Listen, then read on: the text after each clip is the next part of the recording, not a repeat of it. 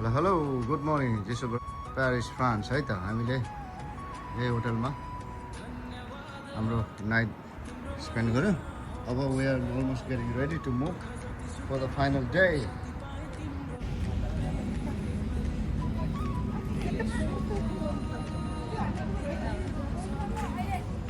आज फिफ्थ डेमा चाहिँ हाम्रो पहिलो टुर चाहिँ बोट टुर हुन्छ. टिकट चाहिँ यहाँ हामीले फेरि स्क्यान गर्दै यहाँबाट इन्ट्री हुने हो.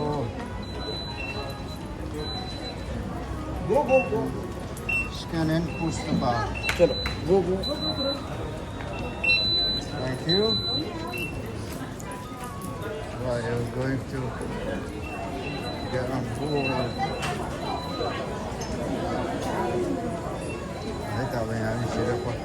Right. We are on board. On top of the boat. The boat is open photos, right? We are boarded. Welcome aboard. Capitano. Look. Welcome aboard us. हामी बोर्डिङ भयो.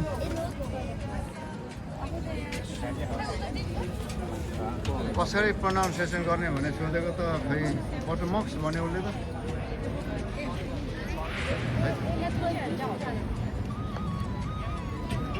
पोटोमक्स अरे.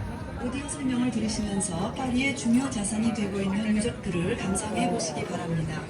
오디오로 설명되는 유적들은 안내판에 위치가 표시되어 있으며 여러분께서 받으신 파노라믹 지도에 표시되어 있습니다.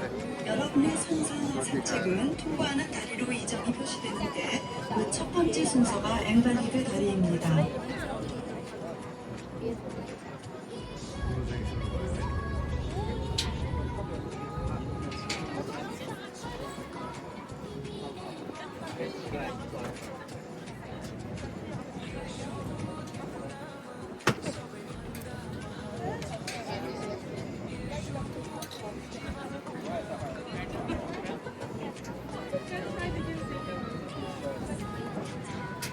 वैसे बैठा स्कूटर बैठने से अच्छा घूमते फिरते पिक्चर्स ले सकते हो.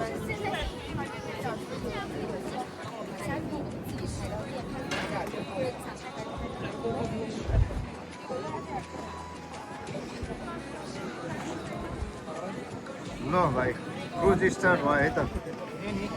हाम्रो क्रुजिङ स्टार्ट भयो. Enjoy the cruise.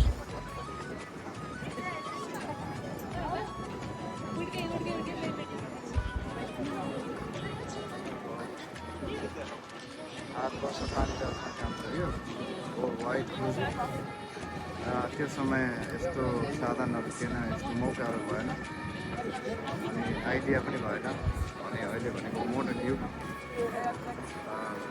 अहिले चाहिँ सबै कुरा साधनहरू छ, इन्टरनेट छ.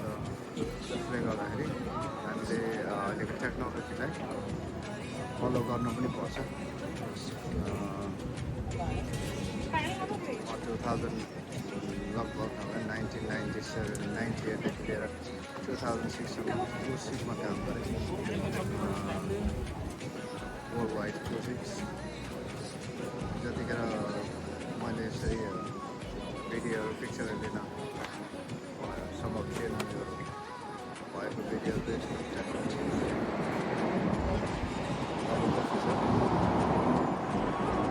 फ्रान्समा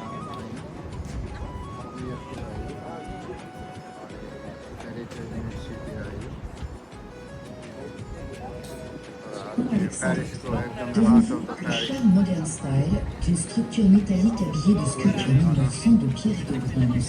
Ce pont fut dédié à l'Alliance franco-russe. The modern style charm of the town structure adorned with stone and bronze sculptures. The bridge was dedicated to the Franco-Russian alliance. Frente a ustedes se puede apreciar el encanto del estilo moderno de la estructura metálica. Este puente, dedicado a la Alianza Franco-Rusa, fue finalizado en el año 1900. Ponte Alessandro III. Davanti a voi il fascino della struttura metallica abbellito da sculture in pietra e in bronzo in stile Novecento. Questo ponte fu dedicato all'alleanza franco-russa. 它的现代风格极富魅力，金属桥身装饰着1900年的石雕和青铜雕塑，它是为纪念法俄结盟而建造的。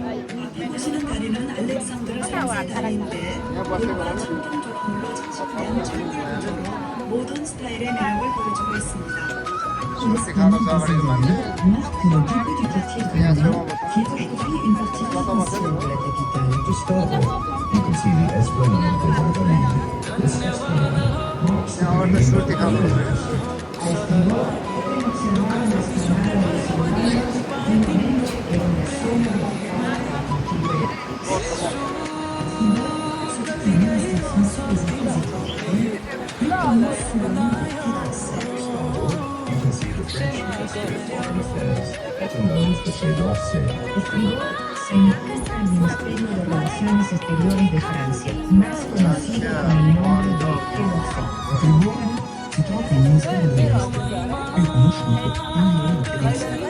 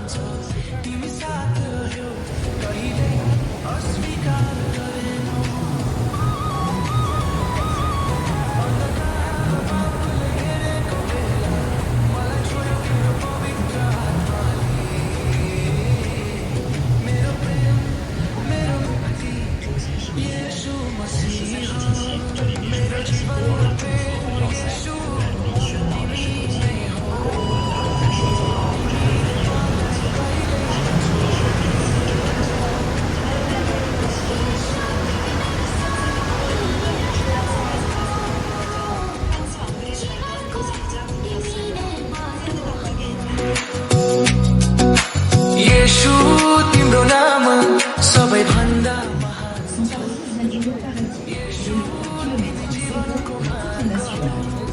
Vous apercevez le long du quai la statue de l'empereur Seigneur Charlemagne. En souterrain, des vestiges de culte antique. Notre-Dame de Paris, its parvis or square from the Latin paradisus, zero international emphasis. On the waterfront, you can see the statue of Charlemagne, Emperor of Greece. Below ground, traces of ancient Persian. Nuestra Señora de París, el Parvis, es el punto kilométrico cero de las rutas nacionales francesas. La estatua que podemos apreciar es la del emperador Carlomagno. Las excavaciones realizadas pudieron descubrir vestigios de culturas antiguas. Notre-Dame es un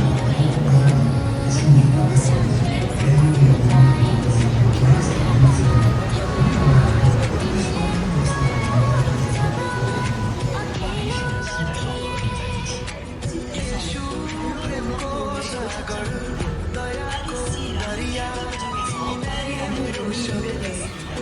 예전의 숲에서는 훨씬 낫고 좋았었습니다. 세월이 많아져 작은 산들이 점차고 하늘에서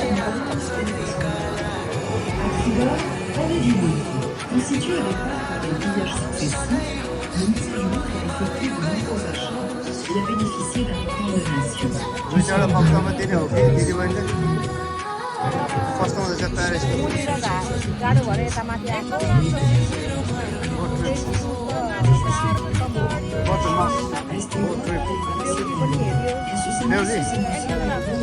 यहाँ बिहे पनि हुनुहुन्छ Los saqueos realizados durante la sucesión. Este barrio comienza detrás del cuerpo de la conferencia.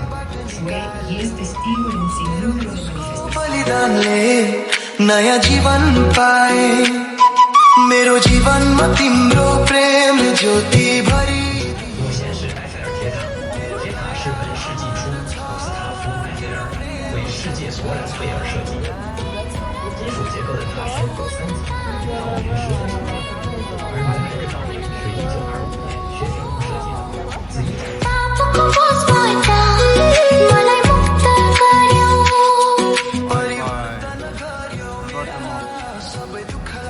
सुखमा हरेक दुःखमा हरेक सुखमा मेरो भइहाल्यो तिमी नै हो सुविनर त यता थियो होइन खुसी हो र हाम्रो सर्ट स्टप भएको थियो यहाँनिर प्यासेन्जर टर्मिनल अब यहाँ चाहिँ हामी युकेबाट इन्ट्री हुन्छौँ ल हामी फोक्सटाउन आइसकेको छौँ यो चाहिँ मेरो पहिलो अनुभव हो युरो टनलबाट ट्रेनमा बस भित्रै बसेर ट्रेनमा पसेर यो ट्रेन चाहिँ युरो टनलबाट पानी मुनिबाट छिरेर अहिले फ्रान्सबाट फोक्सटन अवतरण अथवा आइपुगेका छौँ हामी यो रह्यो हाम्रो स्टार टुरको 5 दिने टुरमा अन्तको जर्नी भनौँ अब युरोपबाट युके आउँदाखेरिको हाम्रो ट्रान्सपोर्ट चाहिँ यस्तो रह्यो है त यो पहिलो अनुभव अब हामी बिस्तारै बिस्तारै यो भित्र भएको गाडीहरू बस ट्याक्सी जे इत्यादि जो कारहरू जो छन् यो भित्र बिस्तारै उनीहरू चाहिँ अब जमिनमा उत्रन्छन् अनि मलाई लाग्छ यो फेरि ट्रेन वापस फेरि बोकेर यसरी नै फ्रान्स क्यालेतिर पुग्छ यो चाहिँ डोभर अथवा यो चाहिँ फोक्सनबाट चाहिँ डाइरेक्ट क्यालेमा कनेक्सन गरिएको ट्युब हो यो